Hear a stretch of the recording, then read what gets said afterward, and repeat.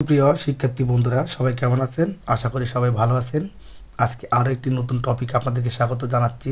আর আজকের টপিক আমাদের ষষ্ঠ শ্রেণীর যে গণিত পাঠ্য বই আছে, গণিত পাঠ্য বইয়ের চতুর্থ অধ্যায়। আর চতুর্থ অধ্যায়ের নাম বীজগণিতীয় রাশি।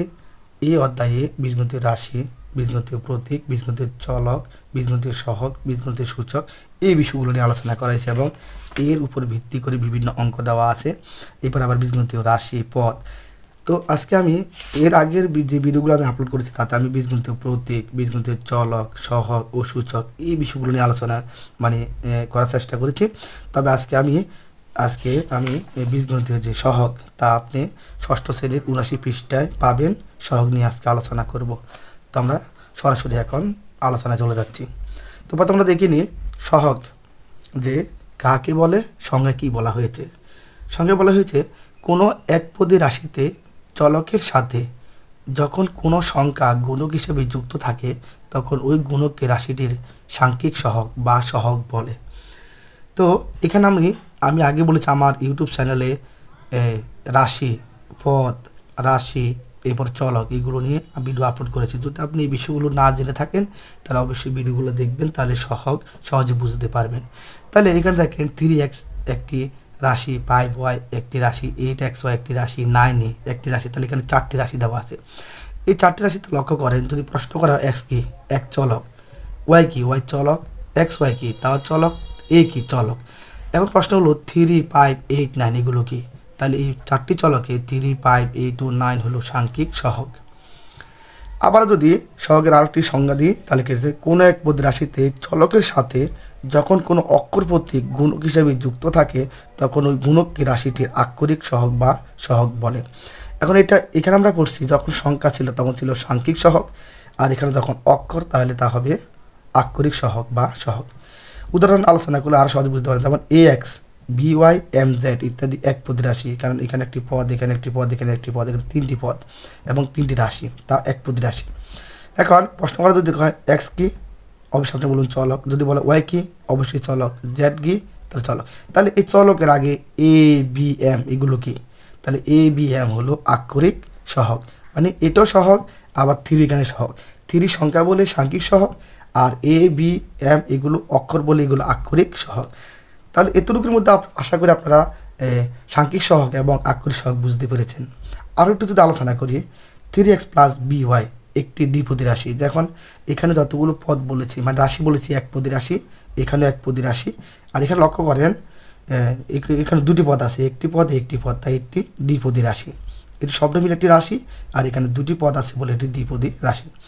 এখন যদি প্রশ্ন করা হয় x কি, মানে এখানে প্রথম পদ 3x এ যদি প্রশ্ন করা হয় x কি, চলক, তাহলে 3 কি, 3 হলো x এর সাংখ্যিক সহগ। এখন প্রশ্ন করা হয় যদি y কি, y চলক। এখন যদি প্রশ্ন করা হয় b কি, দ্বিতীয় পদ by এ b হলো y এর আক্ষরিক সহগ। এটা সংখ্যা বলে সাংখ্যিক সহগ, আর এটা অক্ষর বলে আক্ষরিক সহগ। তবে এখানে x এবং y হলো চলক, আর চলকের সাথে যখন সংখ্যা থাকে তাহলে বলা হয় সাংখ্যিক সহগ, আর যখন অক্ষর থাকে তাকে বলা হয় আক্ষরিক সহগ। তাহলে এখানে এই পদে হচ্ছে সংখ্যা মানে সাংখ্যিক সহগ, আর এই পদে হচ্ছে অক্ষর, এই জন্য আক্ষরিক সহগ। আমরা সহগ নিয়ে যদি আরও একটু আলোচনা করি তাহলে সহজে বুঝতে পারবেন বা সহগ নিয়ে আর কোনো সমস্যা থাকবে না। যেন এখানে একটি নোট দেওয়া আছে, এক পদী রাশির সাথে যখন কোনো সংখ্যা গুণক হিসেবে যুক্ত থাকে না তখন ওই রাশির সহগ 1 ধরা হয়। এখন a, b, x, y এখানে 4টি রাশি এবং তা একপদী রাশি। এখানে a, b, x O y ইত্যাদি একপদী রাশির সাথে এক সহগ হিসাবে যুক্ত আছে। কিভাবে? যেমন আপনাকে যদি প্রশ্ন করা হয়, যেমন এর আগে আমরা যখন সহগের এখানে আলোচনা করেছি, যেমন x এর সাথে 3 ছিল, তা আমরা 3কে সহগ ধরেছি এবং তা সাংখ্যিক সহগ। এরপরে এখানে আবার x এর সাথে 3 ছিল, 3কে ধরেছি সাংখ্যিক সহগ। আবার এখানে x এর সাথে দেখেন a ছিল, আমরা একে ধরেছি আক্ষরিক সহগ। এখন প্রশ্ন করা হলো এর সাথে তো কোনো সংখ্যা নেই, তাহলে তার সাথে কি সহগ আছে বা তার সাথে কি আছে? হ্যাঁ, যদি এরকম কোনো একা থাকে, অর্থাৎ কোনো চলক যদি একা থাকে বা একটি মাত্র থাকে তাহলে তার সাথে মনে মনে 1 ধরে নিতে হবে। তাহলে দেখেন লক্ষ্য করেন এখানে a অর্থাৎ a বলতে 1a বোঝাবে, আর b বলতে 1b বোঝাবে, আর x বলতে 1x বোঝাবে, আর y বলতে ওয়ান ওয়াই বুঝাবে, যা গুণ আকারে আছে। লক্ষ্য করেন এ থাকা আর ওয়ান এ থাকা এবং ওয়ান ইন্টু এ আকারে থাকে কি একই কথা। কিন্তু কথা হলো এখানে সহগ হিসেবে এর সাথে কি যুক্ত রাখা যায় না, অর্থাৎ এক উল্লেখ করে না। আপনি যদি আমি যদি লিখি যদি এক্স ওয়াই, যদি আমাকে প্রশ্ন করা হয় এখানে সহগ কত, তাহলে আপনি ধরে নেবেন এখানে এক সহগ আছে।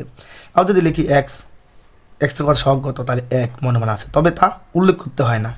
কোনো একটি চলককে যদি সিঙ্গেল লেখা হয়, মানে কোনো সংখ্যা না দিয়ে লেখা হয় অথবা সংখ্যা না দিয়ে লেখা হয়, তখন তাহলে আপনি ধরে নেবেন তার সাথে মনে এক আছে।